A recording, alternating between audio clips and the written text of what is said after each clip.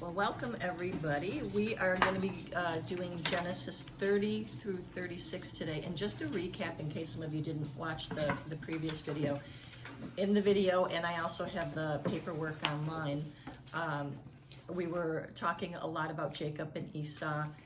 So Abraham had died, and Jacob and Esau, we learned a lot about them and the battle of the birth, and then deceiving Isaac. And, Rachel had deceived Isaac, and they switched sons so he could get the blessing, and then we learned about Jacob's ladder and how Jacob got deceived himself. He was the deceiver, and then he got deceived, and Laban switched out, and Leah was the bride given to him instead of Rachel, the one he wanted. Mm-hmm. So that's what we're gonna pick up, starting with chapter 30. So if we want to start to read, who would like to go first and kick off the reading? Okay. So. Okay. When Rachel saw that she bore Jacob. Okay, sorry. Yeah. Go ahead. Go right ahead. Oh, sorry. Okay. Go ahead. Now. Oh. You were right. I was wrong. Oh. Right ahead. When Rachel saw that she bore Jacob no children, she envied her sister. She said to Jacob, "Give me children or I shall die." Jacob's anger was kindled against Rachel, and he said, "Am I in the place of God, who has withheld from you the fruit of the womb?" Then she said, "Here is my servant Bilhah. Go into her so that she may give birth on my behalf, that even I may have children through her." So she gave him her servant Bilhah as a wife, and Jacob went into her, and Bilhah conceived and bore Jacob a son. Then Jacob said, "God has judged me and has also heard my voice and given me a son." Therefore she called his name Dan. Rachel's servant Bilhah conceived again and bore Jacob a second son. Then Rachel said, "With mighty wrestlings I have wrestled with my sister and have prevailed." So she called his name Naphtali. When Leah saw that she had ceased bearing children, she took her servant Zilpah and gave her to Jacob as a wife. Then Leah's servant Zilpah bore Jacob a son, and Leah said, "Good fortune has come." So she called his name Gad. Leah's servant Zilpah bore Jacob a second son, and Leah said, "Happy am I, for women have called me happy." So she called his name Asher. In the days of wheat harvest, Reuben went and found mandrakes in field and brought them to his mother Leah.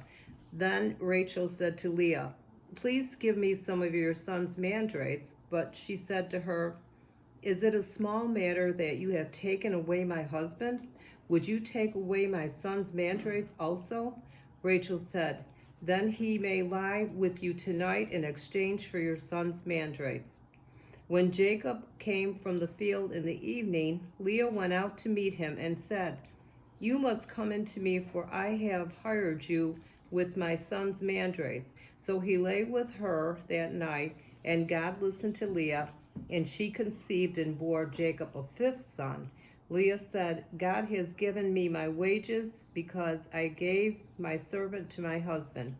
So she called his name Issachar. And Leah conceived again, and she bore Jacob a sixth son. Then Leah said, "God has endowed me with a good endowment.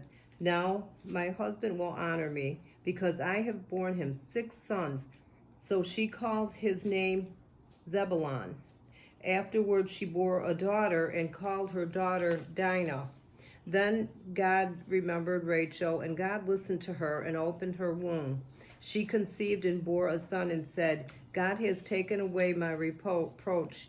And she called his name Joseph, saying, "May the Lord add to me another son." You can keep reading, or Jake pass the torch. Okay. As soon as Rachel had bore Joseph, Jacob said to Laban, "Send me away, that I may go to my own home and country.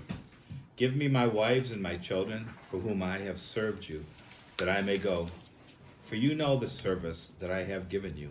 But Laban said to him, If I have found favor in your sight, I have learned by divination that the Lord has blessed you because of me, or blessed me because of you. Name your wages, and I will give it. Jacob said to him, you yourself know how I have served you, and how your livestock has fared with me. For you have little before I came, and it has increased abundantly, and the Lord has blessed you wherever I turned. But now, when shall I provide for my own household also? He said, what shall I give you? Jacob said, you shall not give me anything. If you will do this for me, I will again pasture your flock and keep it. Let me pass through all your flock today, removing from it every speckled and spotted sheep, and every black lamb, and the spotted and speckled among the goats, and they shall be my wages.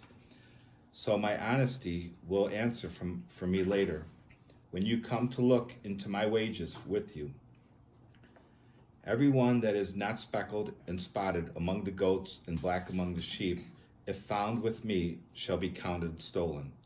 Laban said, good, let it be as you have said.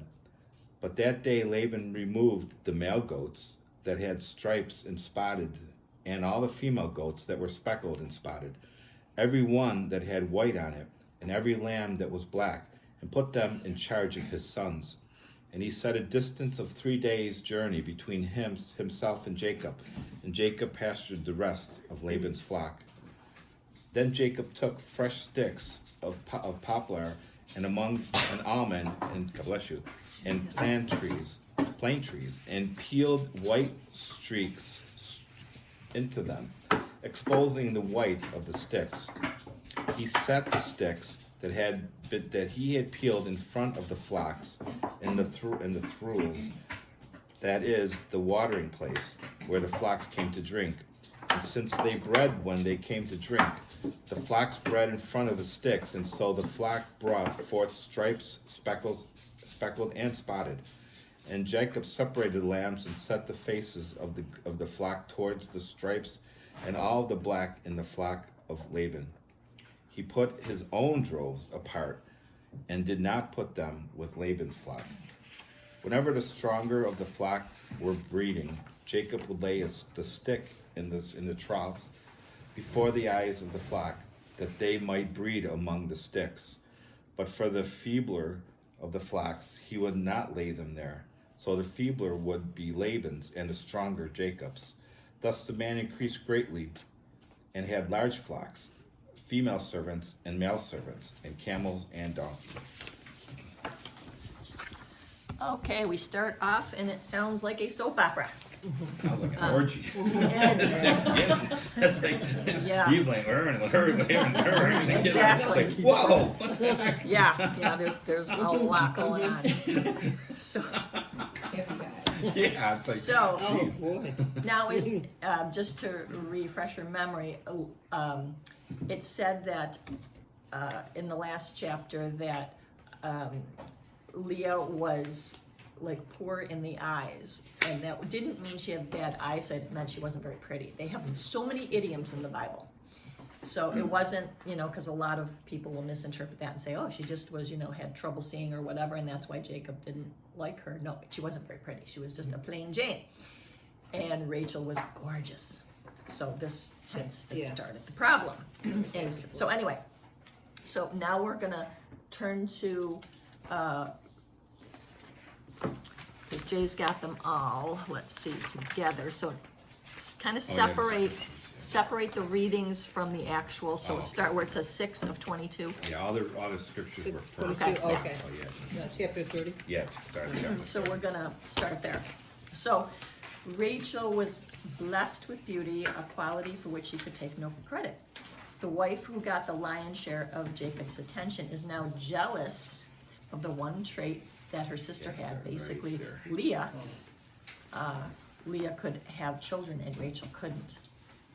So, so no matter what she did, no matter what Rachel did, she could not She couldn't bear Yeah, children. And so yeah, she was very, very jealous. But interesting how God works. Isn't it? Yeah. You know, how the one that God chose was Leah. Yeah. And it didn't matter if she was a plain Jane or what. This is the one God chose. And Jacob still couldn't see that, you know. So anyway, so like a small petty child, Rachel actually blames Jacob for her barrenness. We read that in the first couple of chapters. And Jacob replies by telling her that it appears that he is not the problem.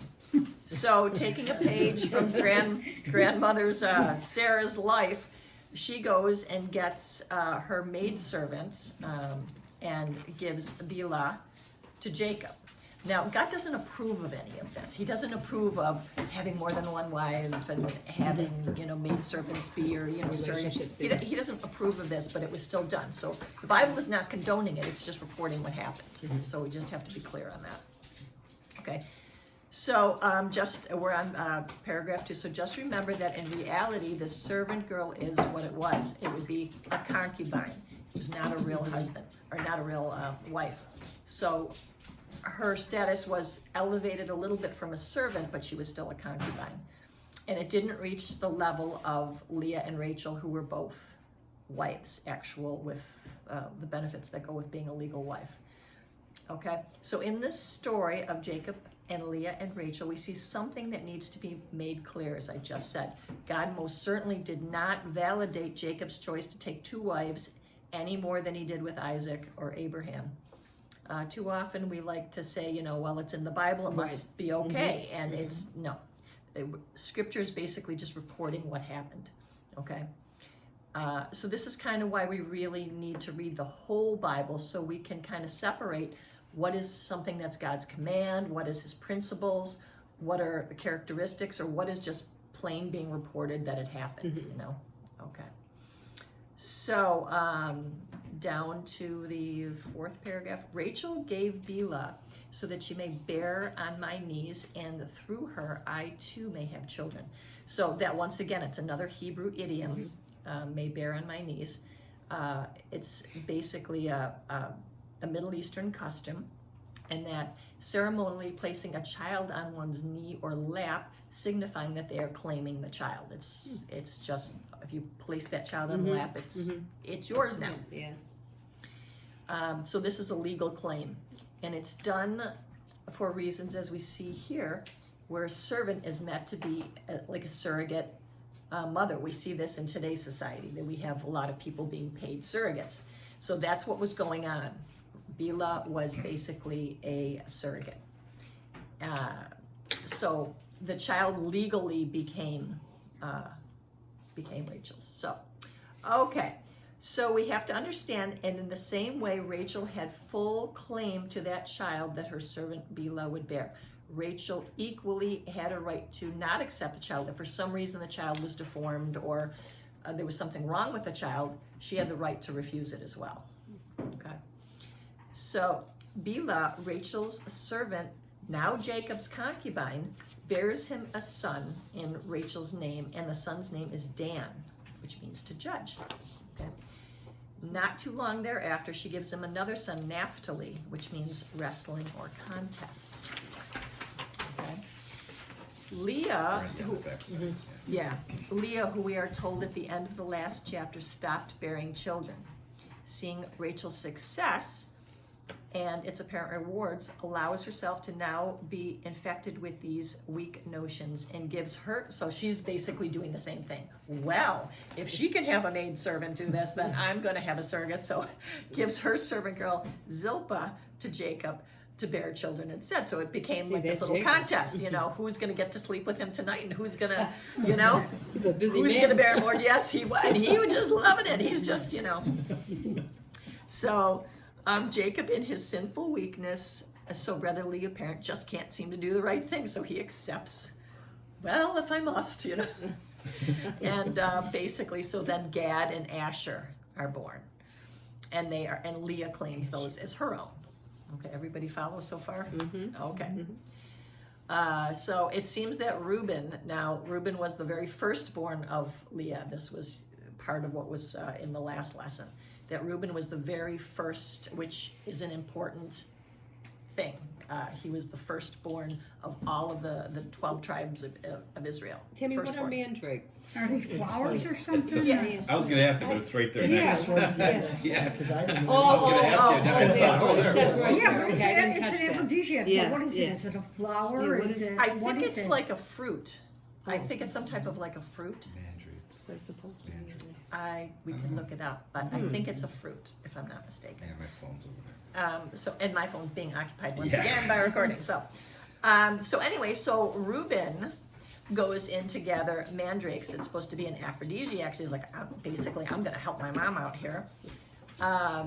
He was well aware that Jacob, his father, would alternate sleeping with the two legal wives, Leah and Rachel. But Leah was still playing second fiddle to Rachel, and of course, you know, Reuben, just picture, you know, he's like, that's my mom. I want my mom to be favored. So basically, he was trying to help his mom out.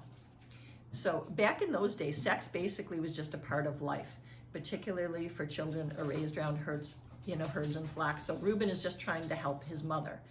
And I'm sure, you know, Leah complained to her son about unfairness of the situation. And he thinks, well, you know, mandrakes will probably help. So, but as we're about to see, the one who gave up the mandrakes, Leah, is the one who produces 3 more children. While Rachel, the one who was like, okay, you can sleep with him if you give me the mandrakes, is the one who remained childless. And mandrake is a flower with large yellow berries. Okay, cool. with It berries. says, yeah. Okay. White or purple flowers with large yellow berries. Okay, so we're both right. Yeah. It's a flower that has fruit. So Rachel, upon seeing the mandrakes her nephew Reuben gathered, never even considered Leah's feelings, saying, hey, why don't you give me some of those? So Leah says, yeah, right, okay, so you can go sleep with my husband. So, you know, it's Yikes. a total soap opera Yeah. going on here. So anyway, Leah gets pregnant and then gives birth to Issachar, which means he, God, brings a reward. So in verse 18 informs us that the confused woman actually decided that Issachar was God's reward for having given to Jacob her servant girl. You know, it's just like they keep making mistakes and they keep doing the wrong thing and they keep thinking God is blessing them for doing all the wrong things. And Oh, it's boy. like, Mhm. and as we learn from this lesson, we're going to see the 12 tribes. God does not pick perfect people. Like every one of them, they were like really sinful. And we're going to see, in fact, we're going to learn from this lesson how Jesus came to be about from the line of Judah. We're going to learn that tonight. Okay. So anyway, so Leah then goes to give Jacob another son, Zebulun, which means dwelling. Why dwelling? Because Leah thought for sure that since her childbearing scorecard for outpacing Rachel, that Jacob would start to dwell with her. You know, it's like, hey, look, I'm giving you more boys, you know. So, but next we have an exception to the rule in the Bible, which is kind of interesting, is that Dinah is mentioned. None of the girls, if you give birth to a girl, Yeah. they're not mentioned. Yeah. Yeah. So it's very interesting that out of the 12 tribes, there is a girl, there is Dinah, and she's born to Leah. So after that, it's Rachel's turn, and she gives birth to gives birth to Joseph. And looking at verse 23, speaking about Rachel, it says that she gave birth to a son, and finally, this was her own child. It wasn't from a servant. So this was her, Joseph was her first natural born son. Okay? Because the other two were basically from another. And I have a chart here at the end. So Rachel goes on to say that the Lord has added to her. Okay. Top of page 8. It's interesting to note here that one of Jacob's sons would be born while he was still in servitude to Laban while living up in Haran. So it's the only one that was actually born in the promised land was Benjamin, who we're going to talk about. So, okay, so 14 years, 7 years for each of his 2 wives have passed. So, and Jacob is ready to have his bond servitude acknowledged and paid in full by Laban. But the ever crafty, greedy Laban is not ready for Jacob to leave because he's profited. Jacob is helping him gain a fortune. So he really doesn't want him to leave, and he's using him. He's manipulating. So you got two of these guys manipulating each other. Okay, so Laban is a pagan spiritualist, and he believes in the spirit world. He believes that there are many gods in the spirit world, and he believes that Jacob's God is just one of the gods. So in verse 27, Laban invokes Jacob's God and says that he has spiritually divined. Divining things of the spiritual world is what psychics and mediums do. They still do that today. That is that Jacob's God has caused all the great increase in the herds, which is most certainly true, but it's basically what Laban was doing was saying, hey, this God of his must be kind of powerful, so I got to get in on this. Maybe I'll talk to his God, So that's kind of what was going on. So here we see two masters of deception, Jacob and Laban, and they do battle with one another. So Jacob employs the things he knows best, tending the flocks. So this is where we get into the whole sorting out the sheeps from the goats and the white ones and the speckled ones, okay? He says he's going to stay for a while and give all the speckled and spotted sheep and goats, like he's going to take those and Laban can have all the white ones. And so the clever Jacob convinces Laban the reason for that is that it makes it easy to identify which animals belong to who. I mean, that's common sense. It's like, well, all the white ones are yours, and if you see speckled ones, they're mine. That way there's no confusion, and you can't say I stole your sheep because, okay, so it's just common sense. So in reality, Jacob knows he can make his flocks increase more, and Laban will never be able to cheat him by saying that the animals, because the colors set them apart. So the deal about the sticks, breeding, like he got the sticks and was kind of using them as like a tuning fork or whatever. That really was kind of superstitious, and that really, it was God. Basically, it was God. I'm kind of half reading this, but half talking, so I know you guys are trying to follow. So sorry about that. So whatever superstitious, nonsensical ideas were behind Jacob's placement of the branches in the troughs, it was God who caused the increase in the speckled sheep and goats. All of Jacob's work had been for naught. Peeling the branches and setting them out in front of the flocks was really a lack of faith in his part. Jacob's schemes to increase his flock were unnecessary because God had already determined to enrich him. God graciously worked not because of Jacob's streaked branches, but in spite of them. And here is the proof of that. It says, the angel of God said to me, Jacob in a dream, look up and see that all the male goats mating with the flock are streaked, spotted, and speckled, for I have seen all that Laban has been doing to you. That's in Genesis 31, which we're going to actually read.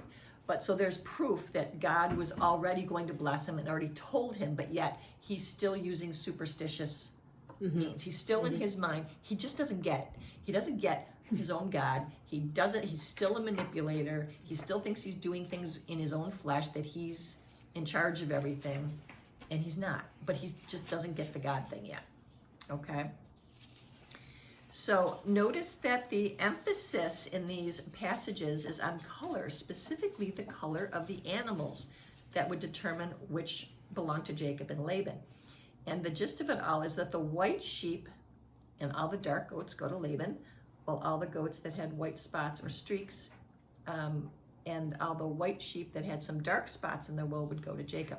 It must be understood that sheep are usually pure white and goats normally dark brown or black. Laban had a big preference for white animals and sheep. Why? Because white for sheep was the norm, and no spots or color normally occurred in sheep. It was the reverse for goats. So it was all white, but there's something interesting here. In Hebrew, the word Laban, on the top of page 9, in Hebrew, the word Laban means white. So Jacob's father-in-law's names means white, and all the white animals go to Mr. White. So that all the herds and spotted goats and sheep increase as much or more than all the white, than all the dark goats. This infuriated Laban. Basically, he's getting, he's getting sucker punched, so to speak. He's being outsmarted. Jacob outsmarted him, and God outsmarted him, because he was using for 14 years. He used Jacob, you know. So anyway, so Jacob grew far superior flocks and herds to Laban's, and Jacob became greatly prosperous as a result. And the servant had now become greater than the master. All of this did nothing but exacerbate an already dangerous rift between Laban's clan and Jacob growing. So there was never a peaceful relationship to begin with. You have two manipulators, and Laban was just going to try to use and get everything he could out of Jacob. Right. And Jacob was like, I'm going to get you, you know, a different way. And there was, So anyway, so that was our R-rated chapter 30. So now we're going to go to chapter 31. And Mike, would you like to Yeah, start Jacob reading? flees from Laban, right? Yeah. In verse Yes. 1, So we're going to turn it like that. Okay. And hopefully you can. Jacob flees from Laban. There we go. Now Jacob heard that the sons of Laban were saying, Jacob has taken all that was our father's, and from what was our father's he has gained all this wealth. And Jacob saw that Laban did not regard him with favor as before. Then the Lord said to Jacob, return to the land of your fathers and to your kindred, and I will be with you.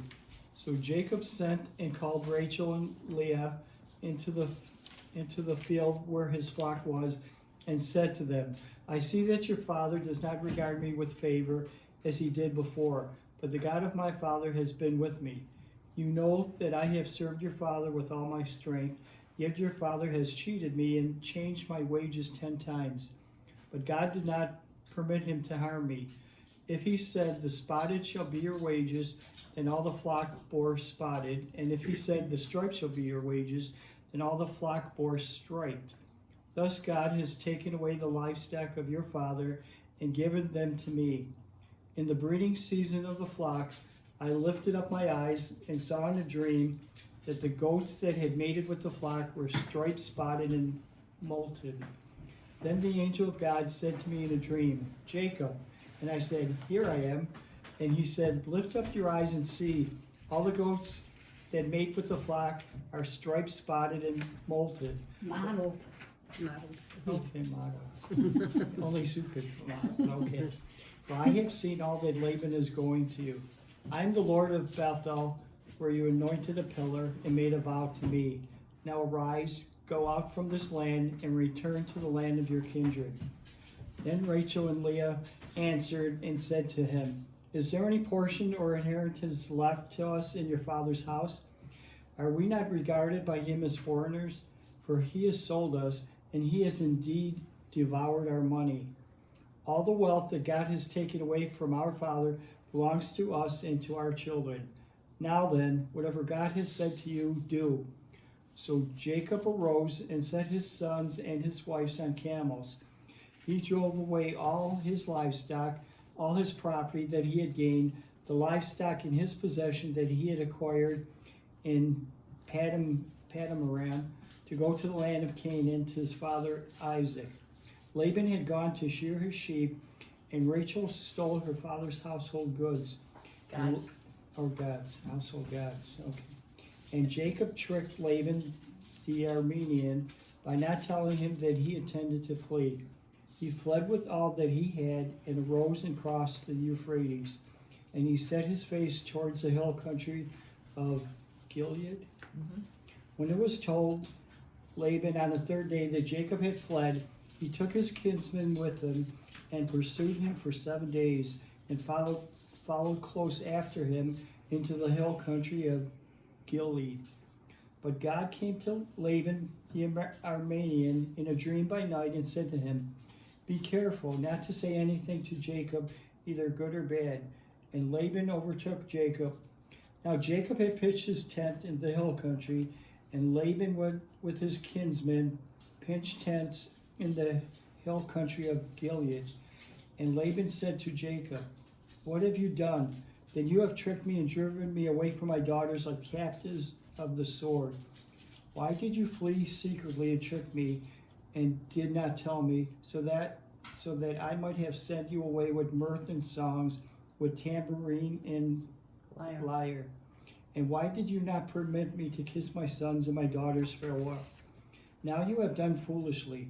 Now it is in my power to do you harm. But the God of your father spoke to me last night, saying, be careful not to say anything to Jacob, either good or bad. And now you have gone away because you long greatly for your father's house. But why did you steal my gods? It's long. Who wants to, it's long. So, anybody volunteer to read the next page? I'll take it. Okay. Jacob answered and said to Laban, because I was afraid, for I thought you would take your daughters from me by force. Anyone with whom you find your God shall not live. In the presence of our kinsmen, point out what I have that is yours and take it. Now Jacob did not know that Rachel had stolen them. So Laban went into Jacob's tent and into Leah's tent and into the tent of the 2 female servants, but he did not find them. And then he went out of Leah's tent and entered Rachel's.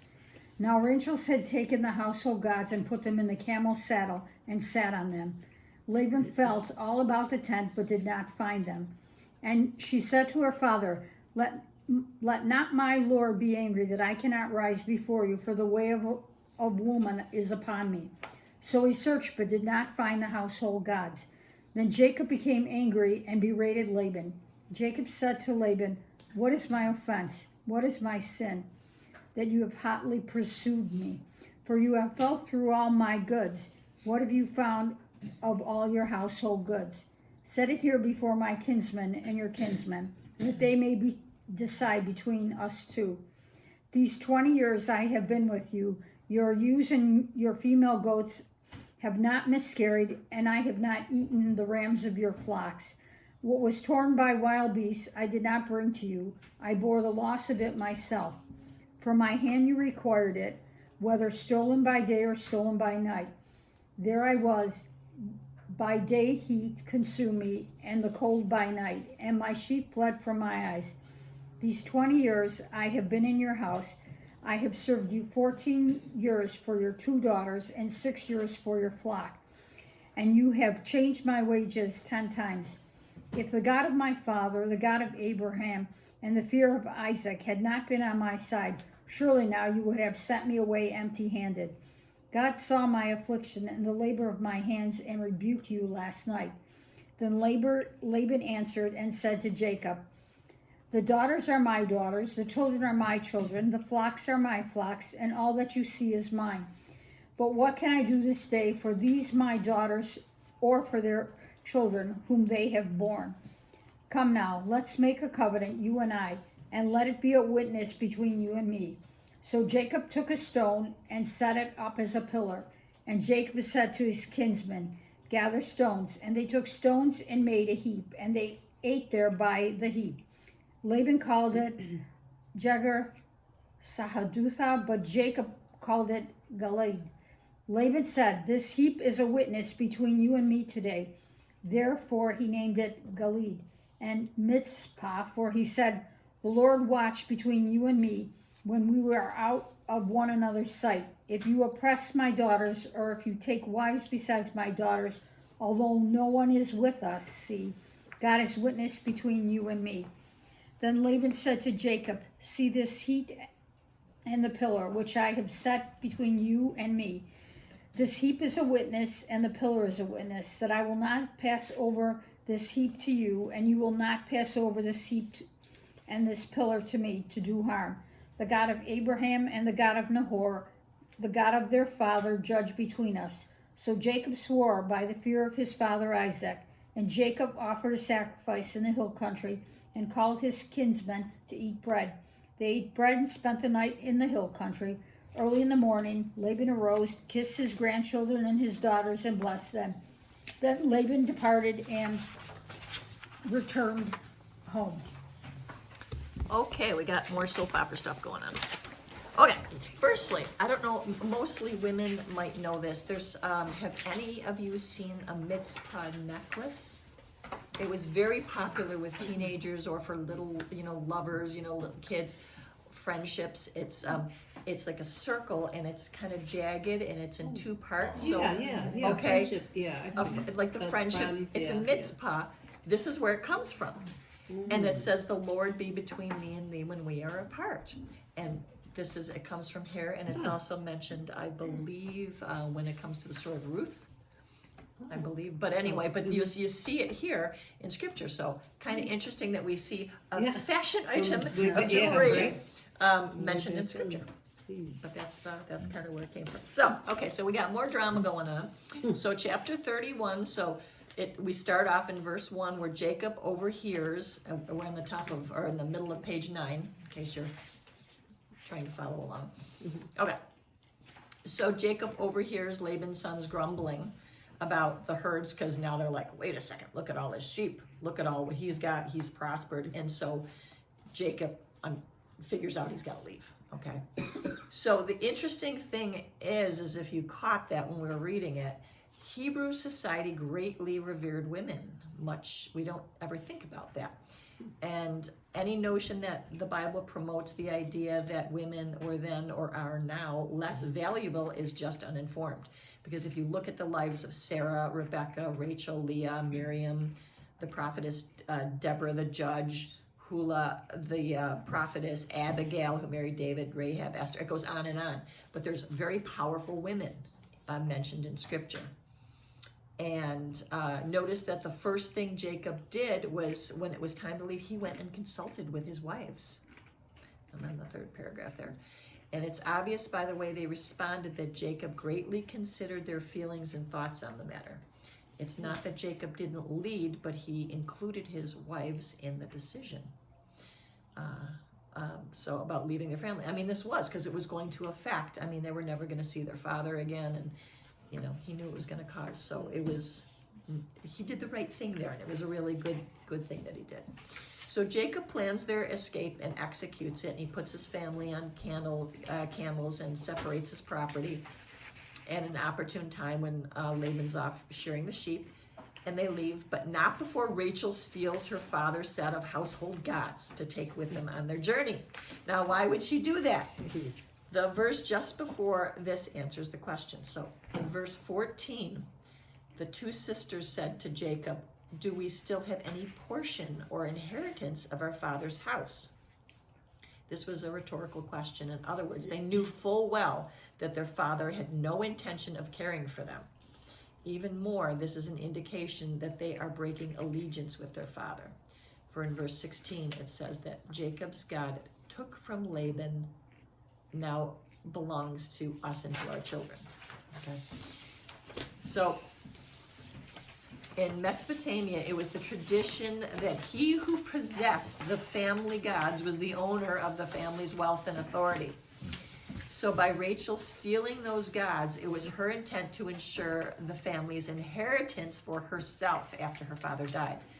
Apparently she planned on keeping them until Laban went to the grave, and then appearing before the family with what accounted to the will or the keys to the safety deposit box. She had the right to be the executor of the estate, all rolled into one. Also not a very nice thing to do, but What were they, Tammy? Like statues or what? Yeah, Oh, yeah. okay. they were little idols. Idols. That's- So this was a okay, that's really right, yeah. serious thing. Stealing the gods, but like back in those Oh, days, they actually believed these little statues were real gods, and and the more gods you have, like they collected gods like kids Yeah, collect trading cards, yeah. that was their mindset back then. And then they were also very territorial. So basically, if you crossed over, like if we went from West Seneca to Hamburg, there's a different set of gods in Hamburg. So they were very, very territorial, Wow. or so they believed, okay? So Jacob and his family make their break for freedom, but Laban soon finds out that they're gone and mounts a posse to go after them. But during his search for them, God comes to Laban in a dream and warns him basically, don't do anything, because he was going to kill him.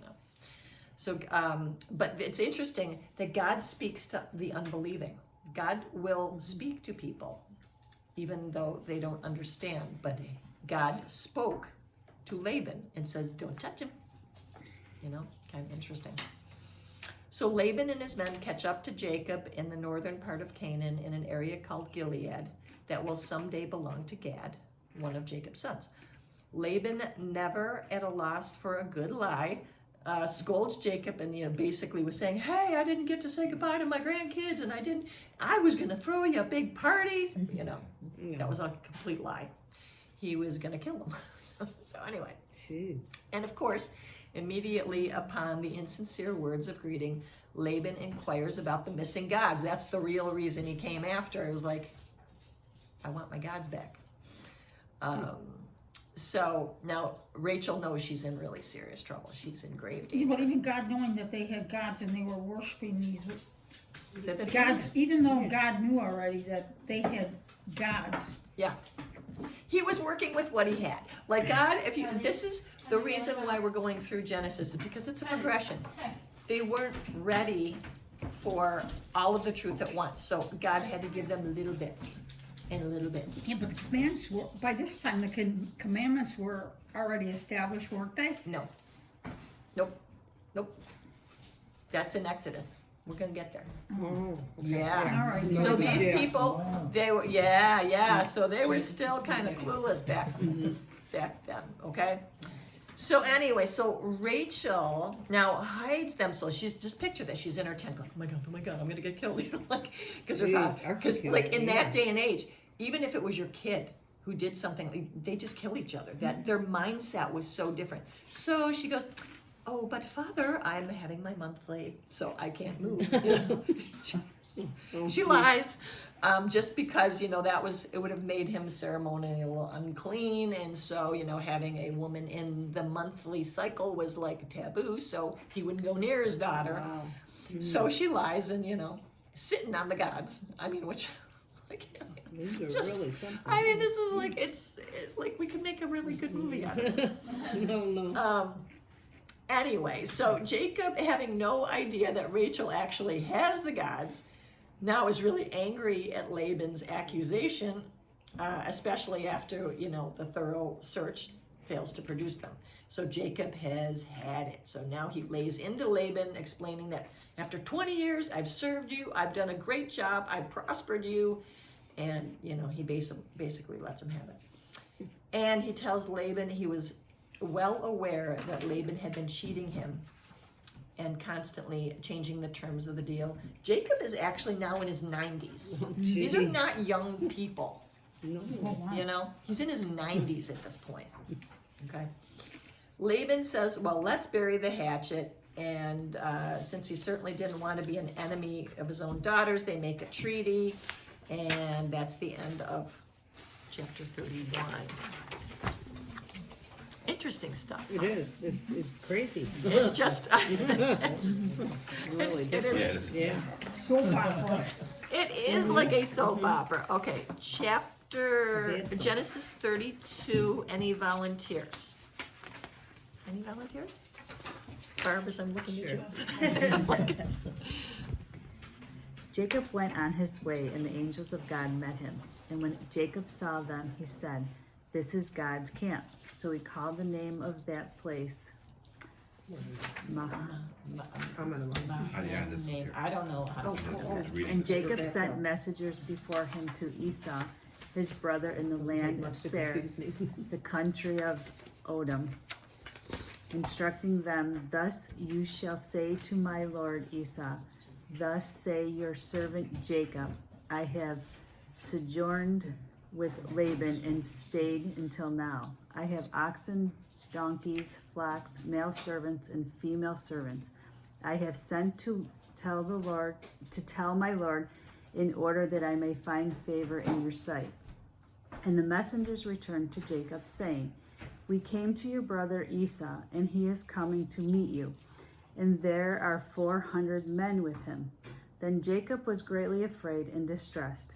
He divided the people who were with him and the flocks and herds and camels into 2 camps, thinking, if Esau comes to one camp and attacks it, then the camp that is left will escape.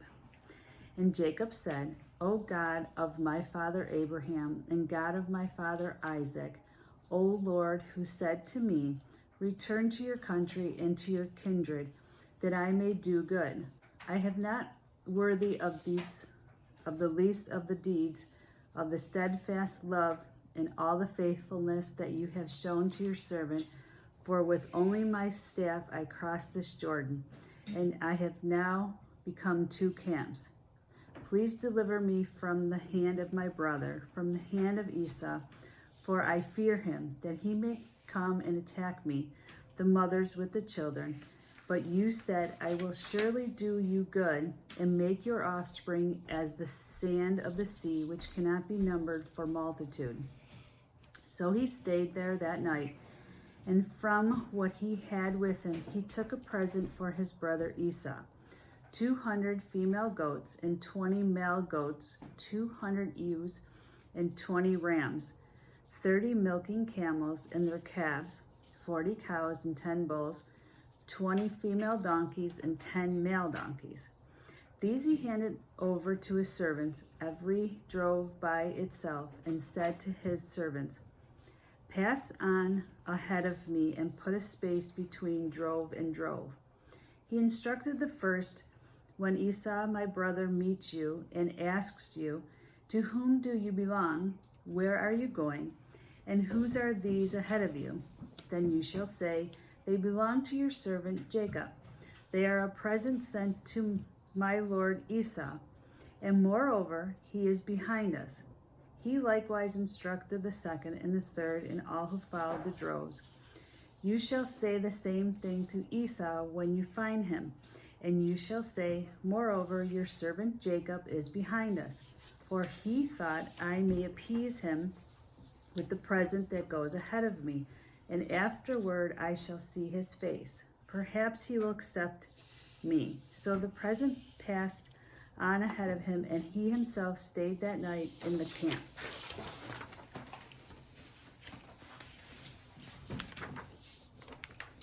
Back page 6, you want to keep going, or do you want to pass it on to? I'll just go. Oh, she's going to keep going. Okay. Jacob wrestles with God.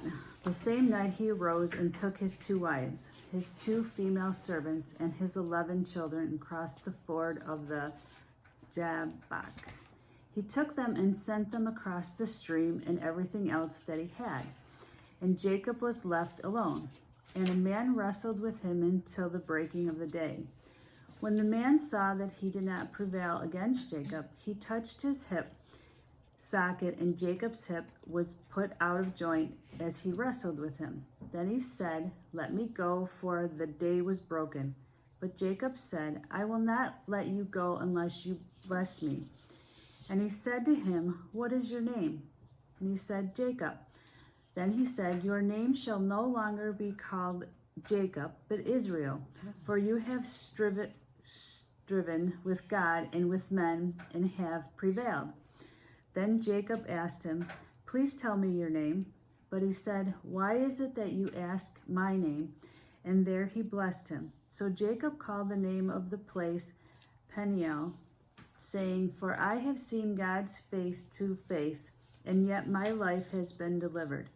The sun rose upon him as he passed Peniel, limping because of his hip. Therefore, to this day, the people of Israel do not eat the sinew of the thigh that is in the hip socket, is on the hip socket, because he touched the socket of Jacob's hip on the sinew of the thigh. Okay. Okay, so on page 11. Okay, so on page 11, basically what we see initially is that basically he leaves with his kids, and they're making their way. And just notice that most Bibles will say he kissed his sons and daughters goodbye. Like in the Old Testament, especially, we see it's in the New Testament too, but family relations are just very loosely identified. So sons could mean grandsons, or brothers could mean cousins or whatever. It's very loose, and there's so many places in Scripture. Like I think we've had 8 of them just already in Genesis, where it's a cousin or it's a brother. But so they just Like they're in very the New loose. Testament, too, Yeah, right? yeah, They- exactly. yeah, they passed So it. when it says that Jesus had brothers, no, Right.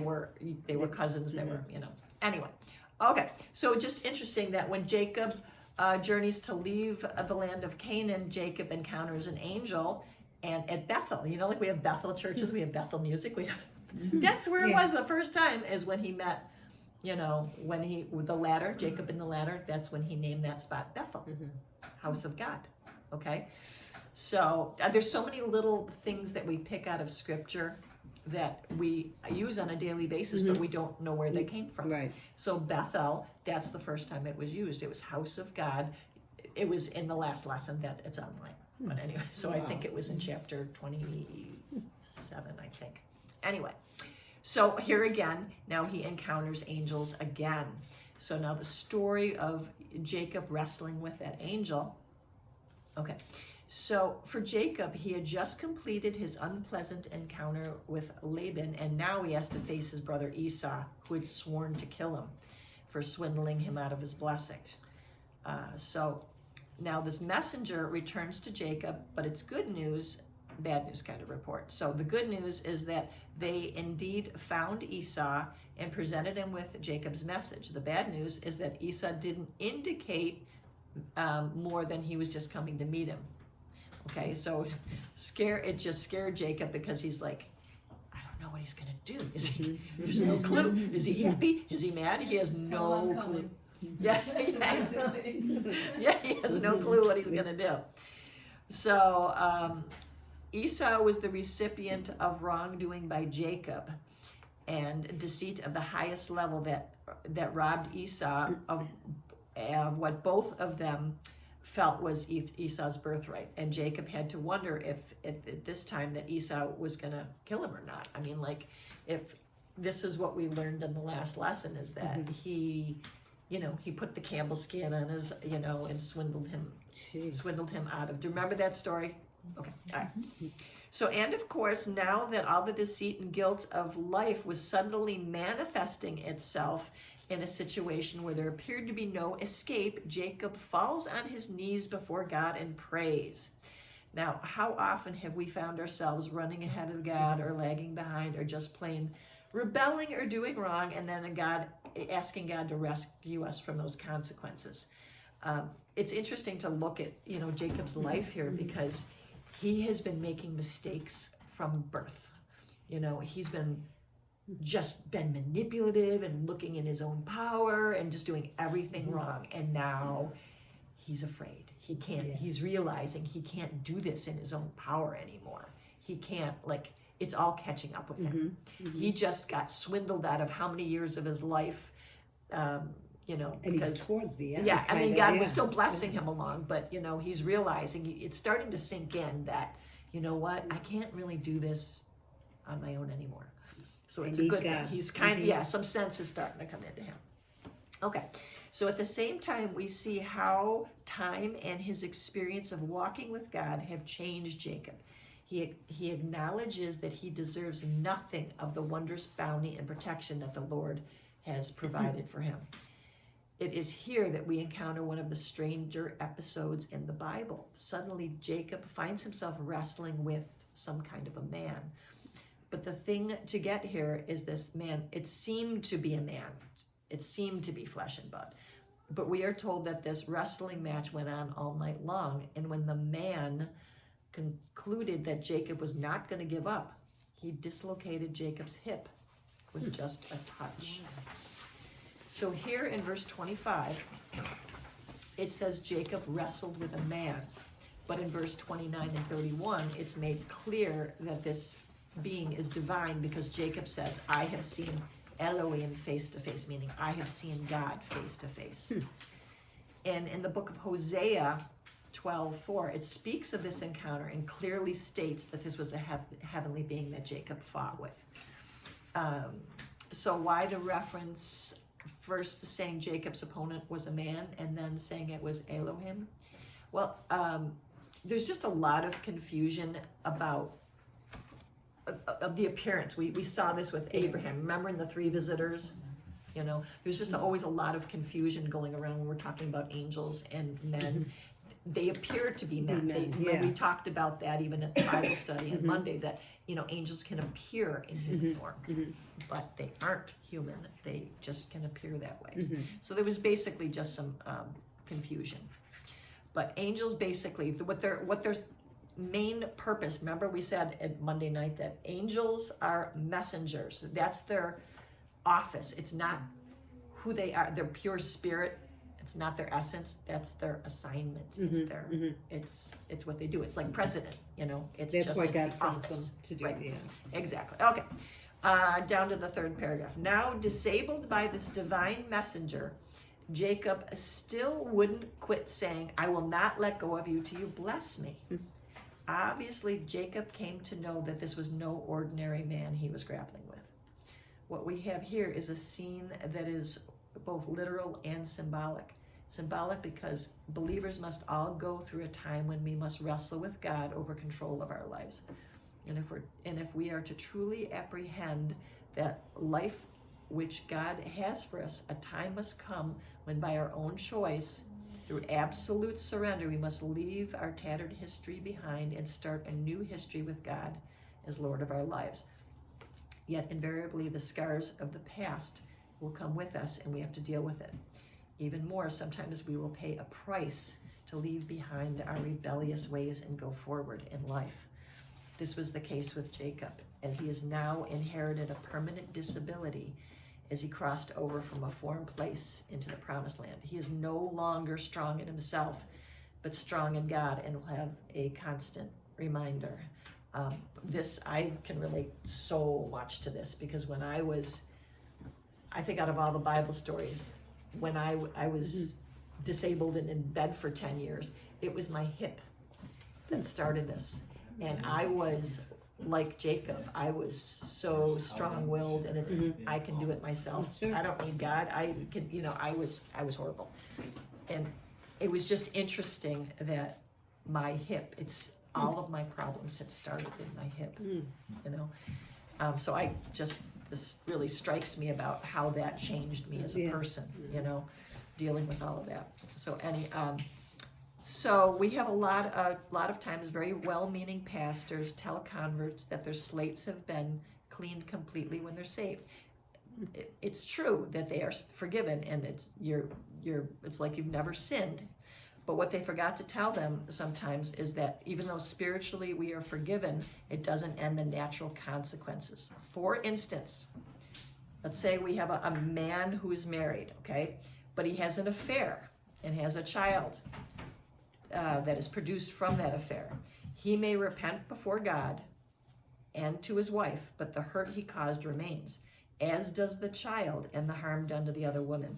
Sin may be forgiven completely, but it will still leave consequences in this world. We sin against God, but we also sin against each other, and that's what does not go away very easily. And just to clarify what I just read, when we come before God, I don't care if we've murdered somebody, or Hitler, if Hitler would have repented, God would have cleaned that slate. God would have forgiven him. You can achieve salvation if you confess your sins and believe in God, like the thief on the cross. You are forgiven. It's wiped clear. God doesn't remember that anymore. But unfortunately, we don't just sin against God, we sin against each other. And that's what remains. There's consequences, like we just read about, a man. I actually used that scenario because I know it was a priest. A priest? There was a priest friend of mine who had an affair, and A baby was born? yeah, and it was like everybody's lives were just devastated because of this situation, and he couldn't go back. He couldn't go back to being a priest. His life was lost. Then the woman left him. He ended up marrying the woman, and then she left him. I mean, it was just a mess. So all of these, even though he repented and made himself clean before God, The scars. the ramifications of his choices, and that's what we sometimes forget. I mean, it's like, yes, I'm forgiven, but there's also that part is there are consequences to sin, and that's what Jacob is what God was showing us in this story. Is everybody okay, or does anybody have any comments, or?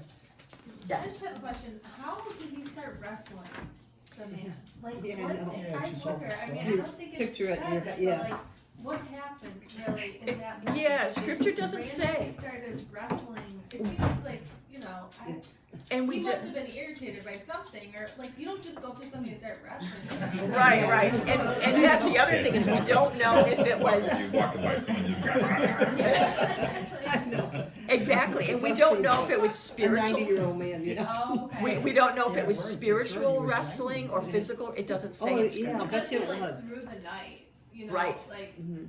it was something like it was getting until it got light or something. Like, Exactly, so, so you're like, what Right. does this look Long. like, you know?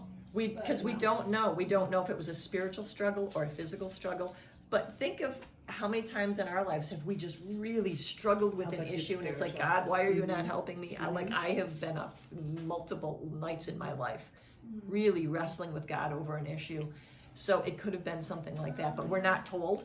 Right. So, and the Jewish sages and everything aren't giving us any further clues as to what that meant.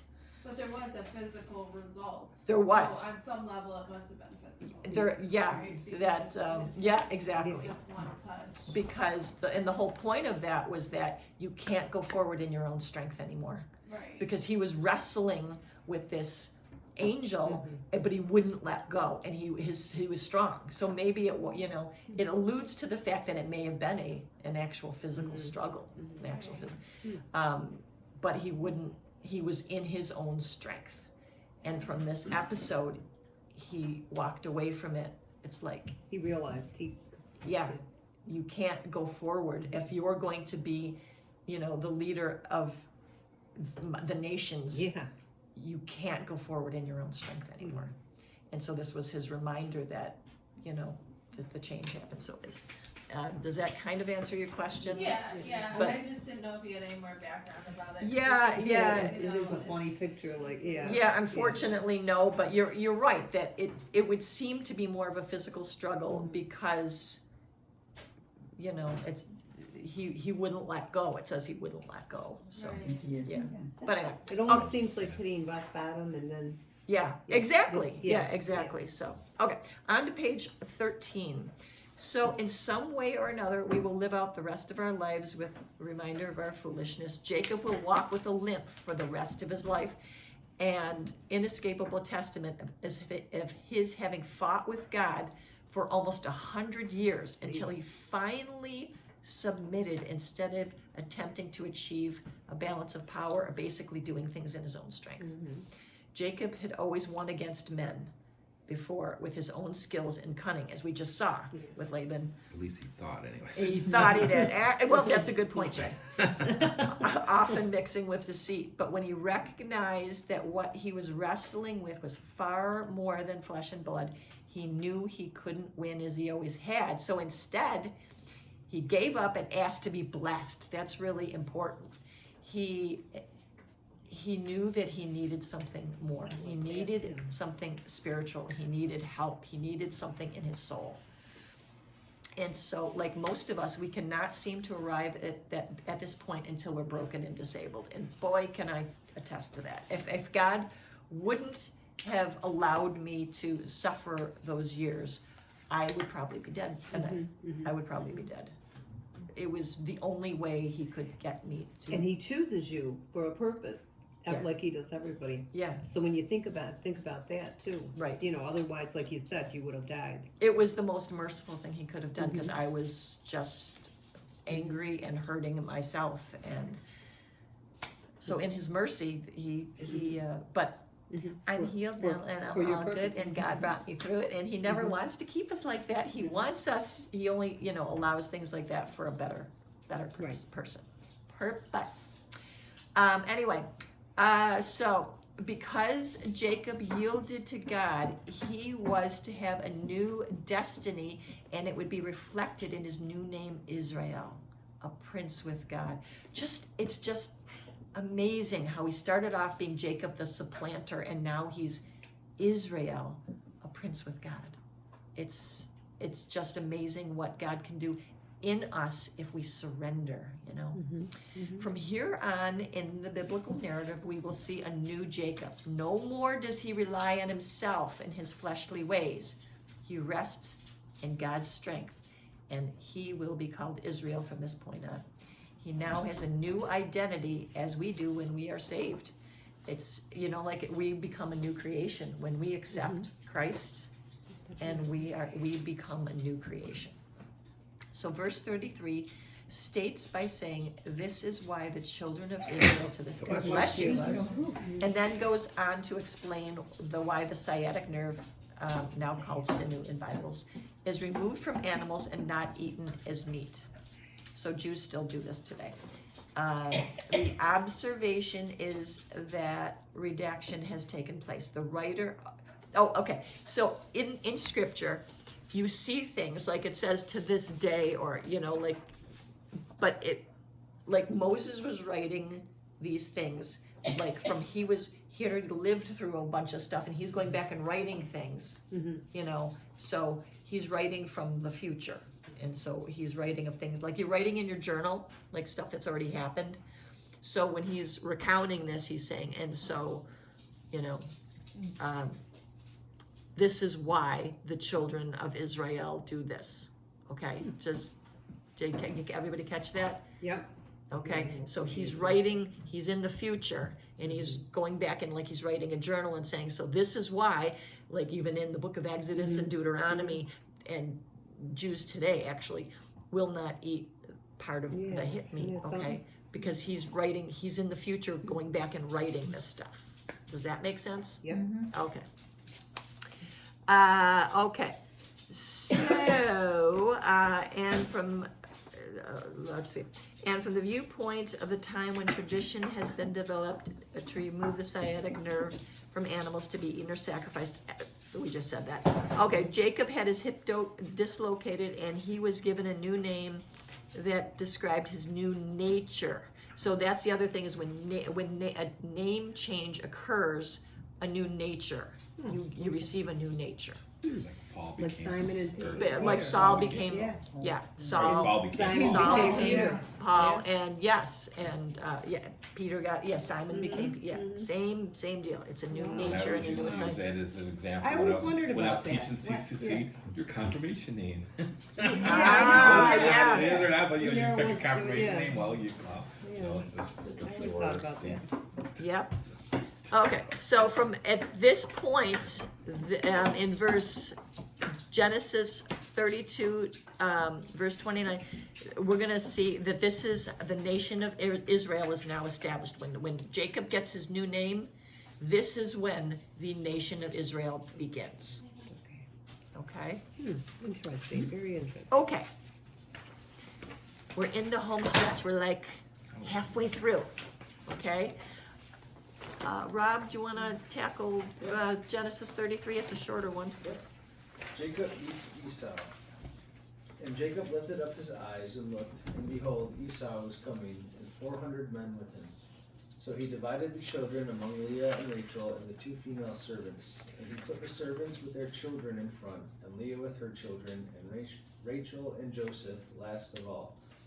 He himself went on before them, bowing himself to the ground 7 times until he came near to his brother. But Esau ran to meet him and embraced him and fell on his neck and kissed him, and they wept. And when Esau lifted up his eyes and saw the women and children, he said, "Who are these with you?" Jacob said, "The children whom God has graciously given your servant." Then the servants drew near, they and their children, and bowed down. Leah likewise and her children drew near and bowed down. And last Joseph and Rachel drew near and they bowed down. Esau said, "What do you mean by all this company that I met?" Jacob answered, "To find favor in the sight of my Lord." But Esau said, "I have enough, my brother. Keep what you have for yourself." Jacob said, "No, please, if I have found favor in your sight, then accept my present from my hand. For I have seen your face, which is like seeing the face of God, and you have accepted me. Please accept my blessing that is brought to you, because God has dealt graciously with me, and because I have enough." Thus he urged him, and he took it. Then Esau said, Let us journey on our way, and I will go ahead of you. But Jacob said to him, My Lord knows that the children are frail, and that the nursing flocks and herds are a care to me. If they are driven hard for one day, all the flocks will die. Let my Lord pass on ahead of his servant, and I will lead on slowly at the pace of the livestock that are ahead of me, and at the pace of the children, until I come to my Lord in Seir. So Esau said, Let me leave with you some of the people who are with me. But he said, What need is there? Let me find favor in the sight of my Lord. So Esau returned that day on his way to Seir. But Jacob journeyed to Succoth and built himself a house and made booths for his livestock. Therefore the name of the place is called Succoth. And Jacob came safely to the city of Shechem, which is in the land of Canaan, on his way from Padan Aram, and he camped before the city. And from the sons of Hamor, Shechem's father, he bought for 100 pieces of money the piece of land on which he had pitched his tent. There he erected an altar and called it El Elohi Israel.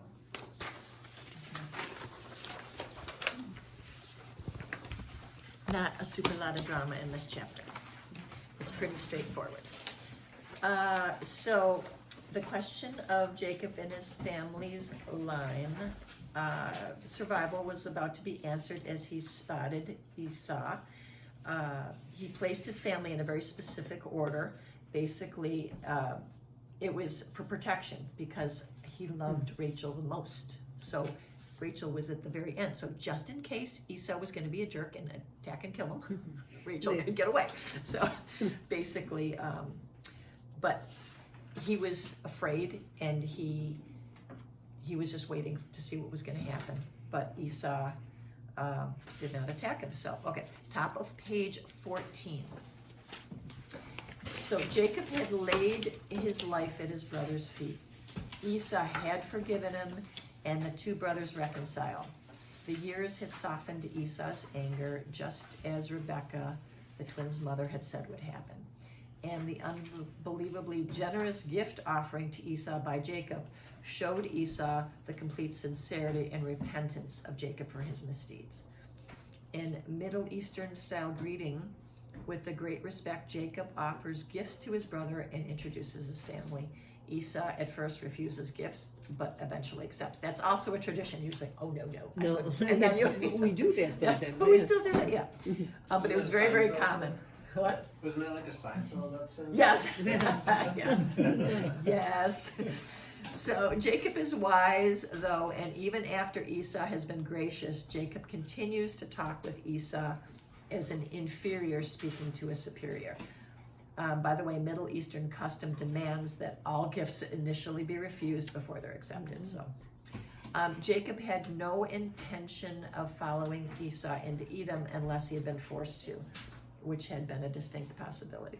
In fact, the cunning that had always been Jacob's, now called Israel, is evident as he applies to Esau that he and his family indeed are going to join Esau and Edom. A deception. He never intended to do that. Rather, once Esau and his troops leave, Jacob turns and heads northwest, back to quite near the area where the wrestling match with the angel took place, into the land that will eventually become the territory of his son Gad. He stops approximately for a couple of years and names the place Succoth or Sukkot, meaning booth or huts, because he built these shelters for his family and some of the animals on a temporary basis. But this is not where they were going to intend. Now, this is different from the Feast of Sukkot that the Jews celebrate, the Feast of Tabernacles, because that happens when they left Egypt, you know, like when they were wandering in the desert. Yeah. That's where you get the Jewish people celebrate that Feast of Sukkot. That's the Feast of Tabernacles. Anybody watch The Chosen? Because they did that in the Chosen. It was one of the episodes. What season did you? I don't know. Oh, I watched okay. them all like 5 times already. I just know. I watched. love- I didn't see 3 yet. Oh but my gosh! Yeah. But they did celebrate the Yeah. Feast of Tabernacles and Booths. Cool in there. program. It's probably in season 3. It's so good. I love The Chosen. I do too. Okay, so keep in mind, since it was Moses' era that the scriptures we are reading were first written down as a comprehensive document. This event was looking back to a time some 500, 600 years earlier. As I was just saying, Moses wrote these things, but he was ahead and looking back and writing stuff. And so, like, some of the names are changed. And that's another thing is, we're not going to turn to John 4 right now, but basically where he was right now, he built a well. Yeah, remember, like, it's Jacob's well. Oh, yeah. We hear about Jacob's well. Yeah. Okay. Right, You see that in The Chosen too. yeah. Okay. Okay, so this is where it was. Must be He season built this 3. well. Mhm. But it's interesting because the woman Is that at the the woman well, at at the the well? well, Okay, it's yeah, Jacob's okay. well. Yeah, I was Okay, thinking, yeah. see, this is why we go through and we start the in Genesis. Samaritan. Genesis Yeah. and Exodus are so foundational because you see so many things. Yeah. Now you know. This is the woman at the well. He was at Mhm, Jacob's well. Jacob had just had the Yeah, situation yeah. with Esau. And then- Okay, Mhm. And then when Jesus came for water. exactly. Mary. It's Oh in my gosh, Jacob's yeah. well. Okay. Let's see. Okay, the rest of this is just basically, yeah, details. Okay, so on to chapter 34. Who would like to read? This is the part about Dinah. Okay. Okay, the defiling of Dinah. Are you gonna? Oh, did you want me to? No, Yeah. please, Oh, anybody, please, okay. somebody volunteer. Oh, okay, I'm tired yeah. of talking. I will if you want me to. Okay. Now Dinah, the daughter of Leah, whom she had borne to Jacob, went out to see the women of the land. And when Shechem, the son of Hamor, the Hivite, the prince of the land, saw her, he seized her and lay with her and humiliated her. And his soul was drawn to Dinah, the daughter of Jacob. He loved the young woman and spoke tenderly to her. So Shechem spoke to his father Hamor, saying, "Get me this girl for my wife." Now Jacob heard that he had defiled his daughter Dinah, but his sons were with his livestock in the field. So Jacob held the peace until they came. And Hamor, the father of Shechem, went out to Jacob to speak with him. The sons of Jacob had come in from the field as soon as they heard of it, and the men were indignant and very angry, because he had done an outrageous thing in Israel by lying with Jacob's daughter, for such a thing must not be done. But Hamor spoke with them, saying, "The soul of my son Shechem longs for your daughter. Please give her to him to be his wife. Make marriages with us. Give your daughters to us, and take our daughters for yourselves. You shall dwell with us, and the land shall be open to you. Dwell and trade in it, and get property in it." Shechem also said to her father and to her brothers, "Let me find favor in your eyes, and whatever you say to me I will give. Ask me for as great a bride price and gift as you will, and I will give whatever you say to me. Only give me the young woman to be my wife." The sons of Jacob answered Shechem and his father Hamor deceitfully, because he had defiled their sister Dinah. They said to them, "We cannot do this thing to give our sister to one who is uncircumcised, for that would be a disgrace to us. Only on this condition will we agree with you, that you will become as we are by every male among you being circumcised. Then we will give our daughters to you, and we will take your daughters to ourselves, and we will dwell with you and become one people. But if you will not listen to us and be circumcised, then we will take our daughter and we will be gone." Okay. Is there two more? Okay, their words pleased Hamor and Hamor's son Shechem, and the young man did not delay to do the thing, because he delighted in Jacob's daughter. Now he was the most honored of all his father's house. So Hamor and his wife and his son Shechem came to the gate of their city and spoke to the men of their city, saying, "These men are at peace with us. Let them dwell in the land and trade in it, for Behold, the land is large enough for them. Let us take their daughters as wives, and let us give them our daughters. Only on this condition will the men agree to dwell with us to become one people, when every male among us is circumcised as they are circumcised. Will not their livestock, their property, and all their beasts be ours? Only let us agree with them, and they will dwell with us. And all who went out to the gate of his city listened to Hamor and his son Shechem, and every male was circumcised, all who went out of the gate of his city. On the third day, when they were sore, two of the sons of Jacob, Simeon and Levi, Dinah's brothers, took their swords and came against the city a while it felt secure, and killed all the males. They killed Hamor and his son Shechem with the sword, and took Dinah of the Shechem's house and went away. The sons of Jacob came upon the slain and plundered the city, because they had defiled their sister. They took their flocks and their herds, their donkeys, and whatever was in the city and in the field, all their wealth, all their little ones and their wives, all that was in the houses they captured and plundered.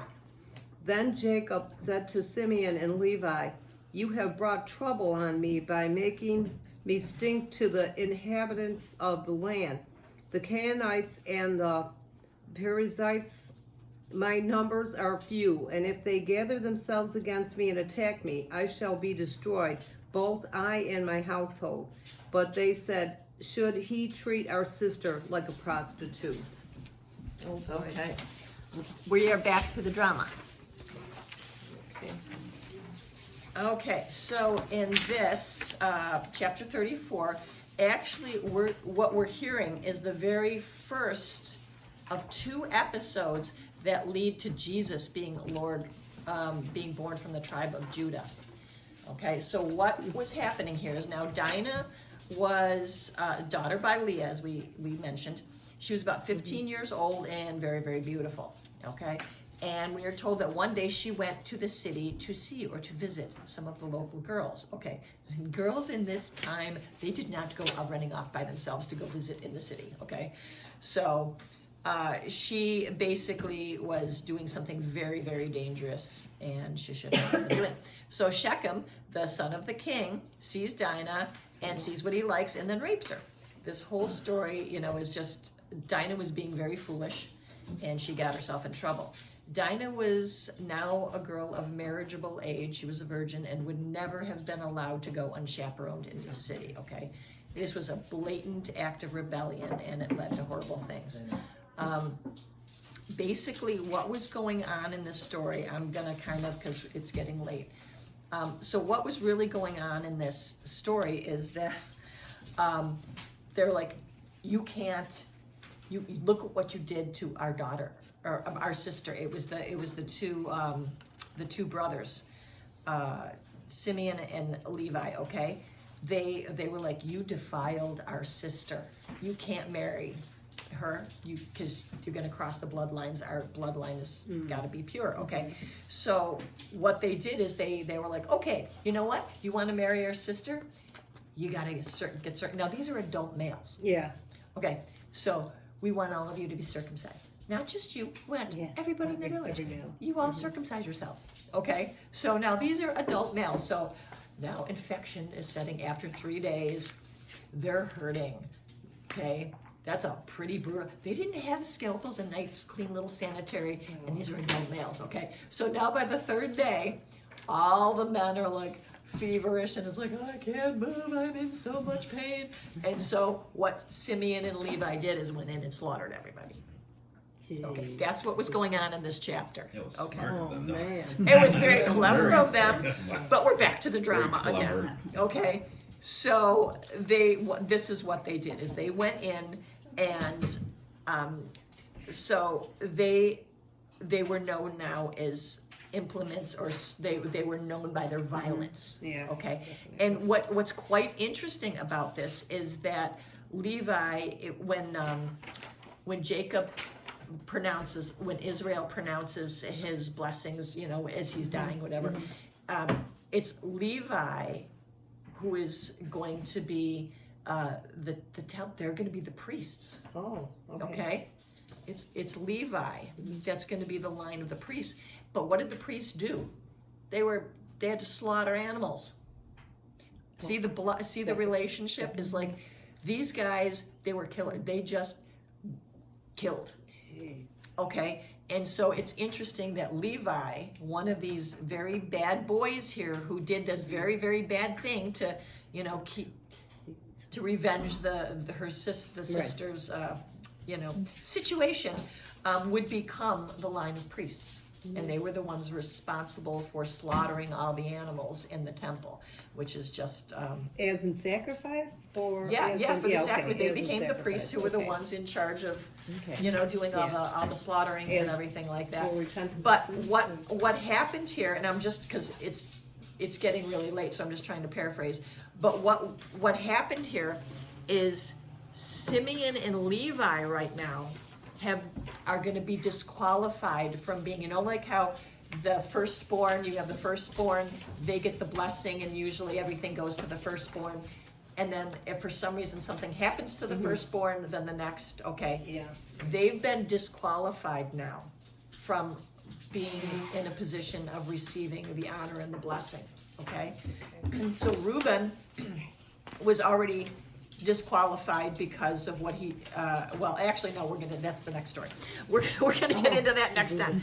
But we're gonna see right here that Simeon and Levi, because of this very dastardly thing that they did, they are now disqualified, okay, from ever having the status of firstborn, okay? Does everybody understand that? Okay, so we're gonna go on to chapter 35.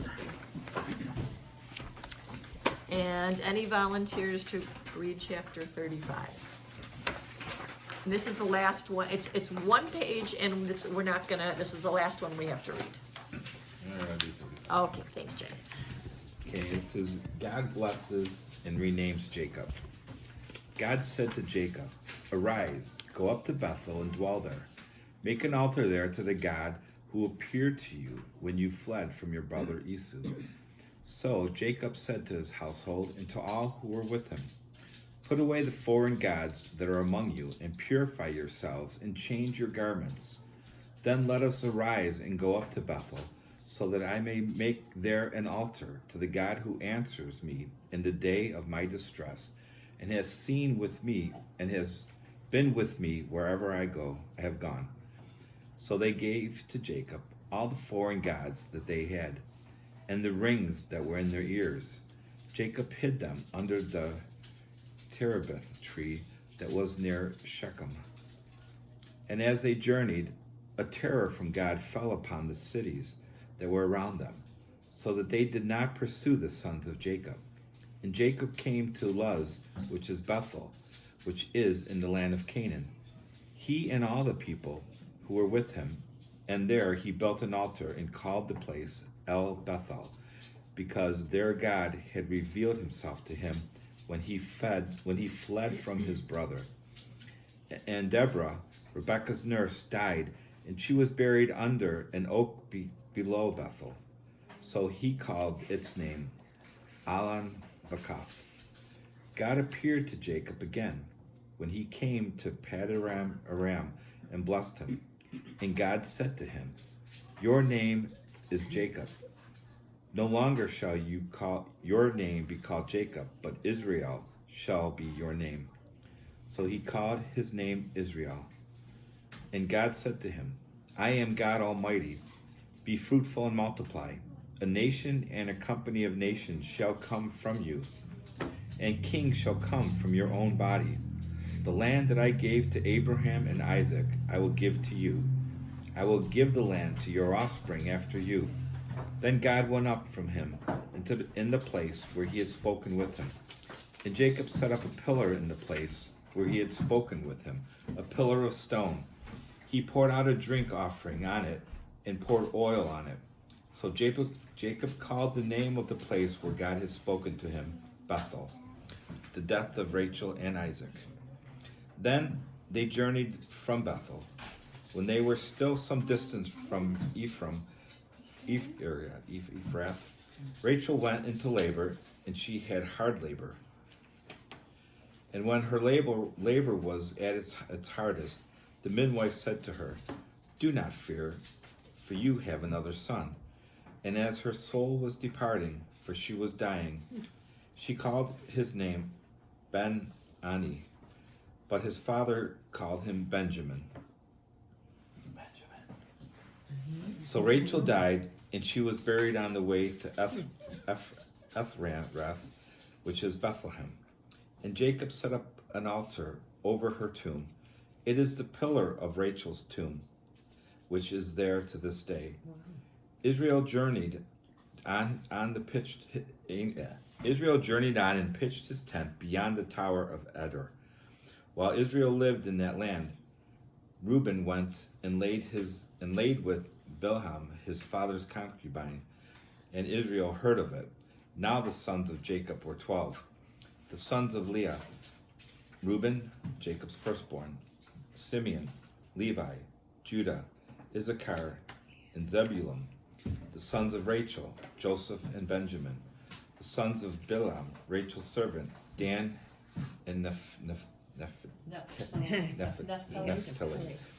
The sons of Zippar, Leah's servant: Gad and Asher. These were the sons of Jacob who were born to him in Padan Aram.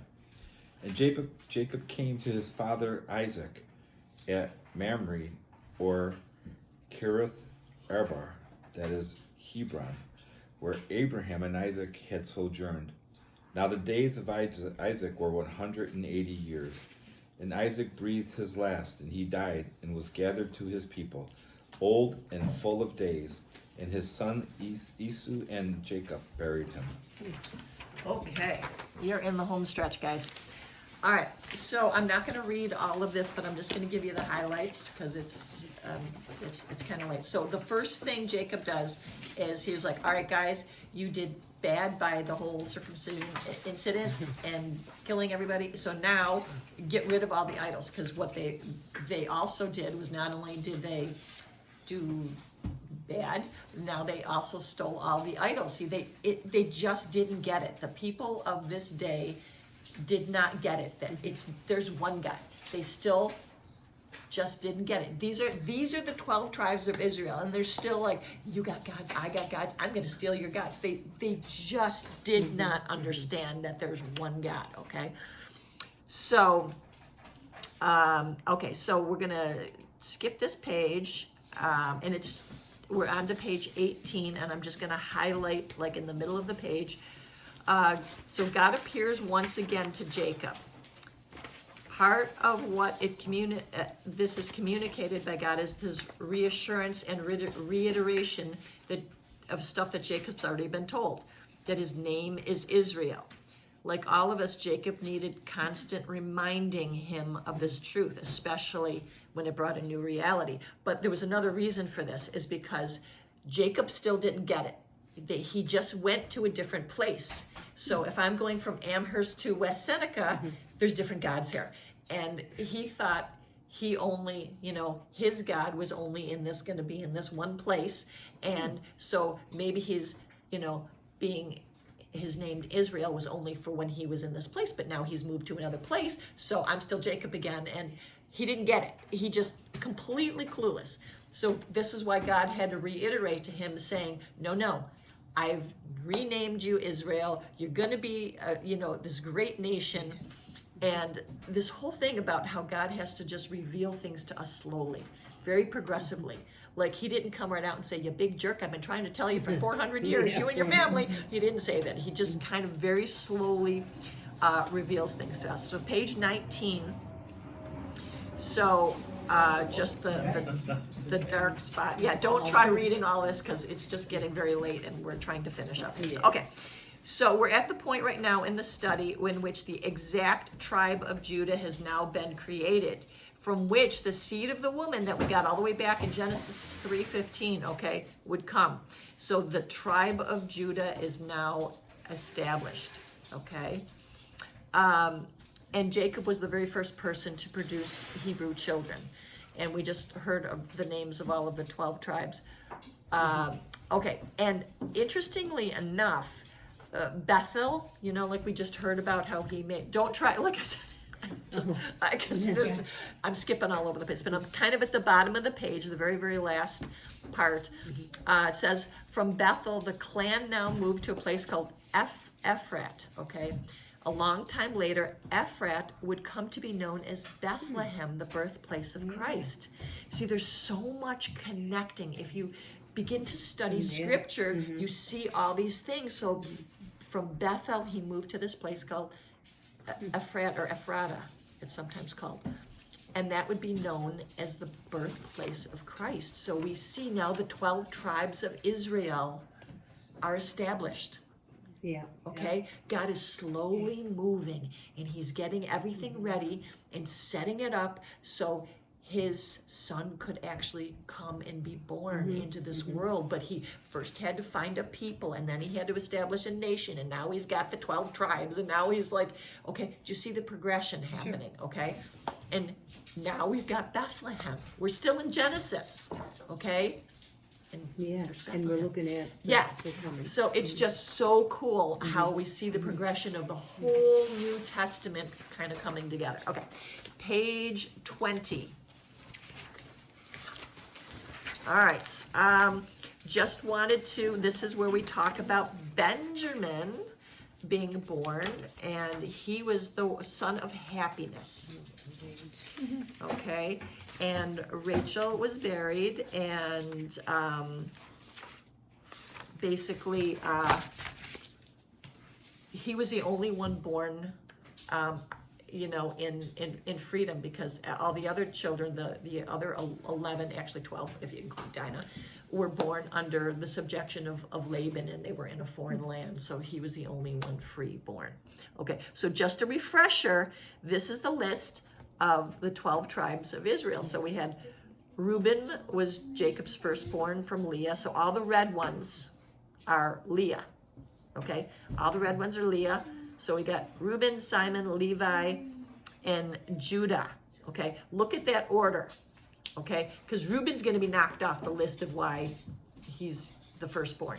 We're going to read that. We're going to learn about that in the next lesson. Okay, so he's going to be knocked off from his place. Now we just saw Simon and Levi being knocked off because of their bad deeds, so they're not going to be worthy now. Okay, that's why you see Judah next. Okay, because those first three are going to be knocked off because they did bad things. Okay, so okay, then we got, you know, number 5 and 6, those were Rachel's. Then we got 7, 8, 9, 10, and 11, those are all Leah's. And then 12 and 13, those are from Rachel. Okay, so everybody got that? Okay, so those are the 12 tribes plus Dinah. Okay, so page 21, it was here that we see the, it was also near here that we see the second episode that leads to Jesus' coming from the tribe of Judah.